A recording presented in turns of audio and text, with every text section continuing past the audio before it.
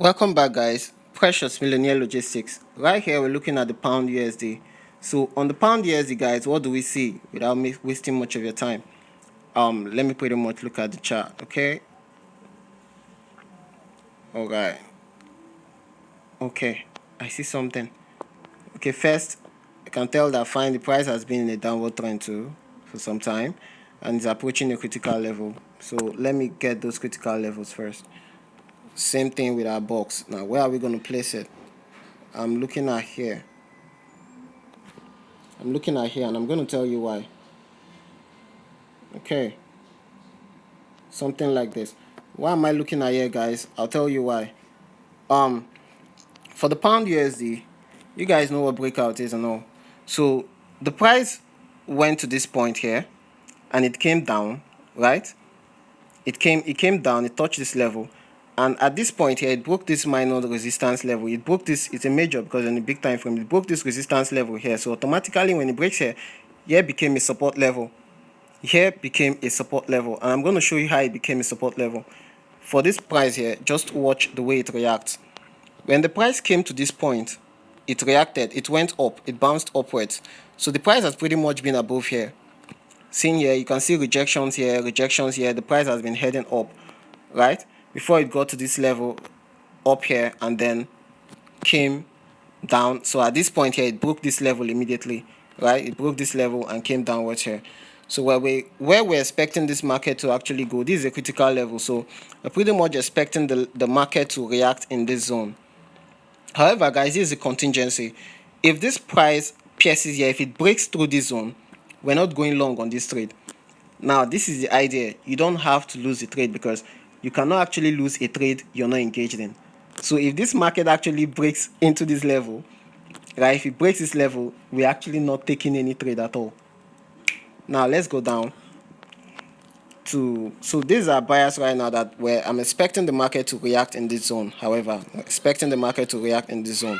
So we have a resistance level here, pretty much clear from the similar thing we've been doing on the other videos. So we have a resistance level here. You can see right here. You see that same level, this same level that was broken the first time, right?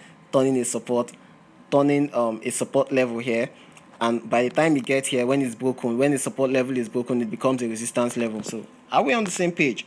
Fine. So this is what we have here now. Our sentimental bias on the overall for the pound USD is bullish. However, guys, we're going to lay down the conditions shortly.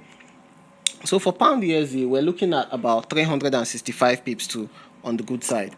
But remember, we're not taking the whole 365 pips because some of the movements we may have to leave for confirmation, right? So let's delve to the daily time frame.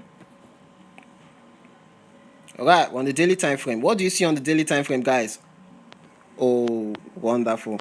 Now, even a novice trader will actually say, I see the price being rejected at the bottom. This is the zone. These are demand zone. I see the price being rejected at the bottom. So we find that the bearish pressure is not that much at this point. You find a whole lot of indecision candles, right? You find a whole lot of indecision candles. You have some spinning tops here. You have a doji. You have, you have just indecision candles. So indecision candles in the market, you know what they do? They actually connote a time of rest, time of consolidation in the market.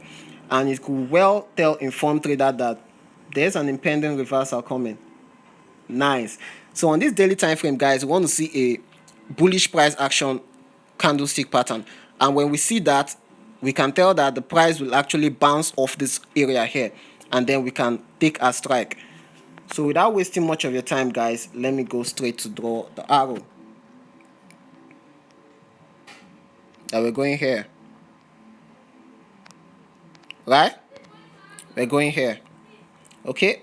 And for some kind of reasons, let me add the same stuff I told you I like to add. I like to add this.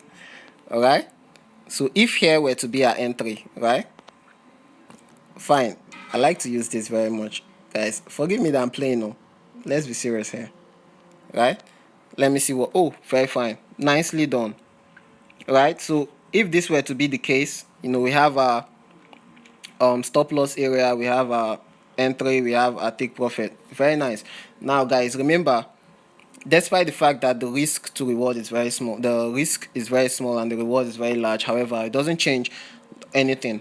So this price may actually come lower for us to get better entry, like I explained in the previous content, Euro USD, guys. So let me not waste much of your time. Sentimental bias for the pound USD 2 is equally bullish. Yes, it's bullish, guys. Bullish. Okay, guys. I'll see you in the next content. That'll be the next one. But guys, remember, if anything changes, I'm still going to do a full-up analysis. Right? The market is not moving yet, and mostly after post NFP, just for the major pairs, post NFP, right? We assess the market first before entry, guys. We assess the market. Okay. With that said, guys, I want to see you in the next content. You want to hear? Let's go.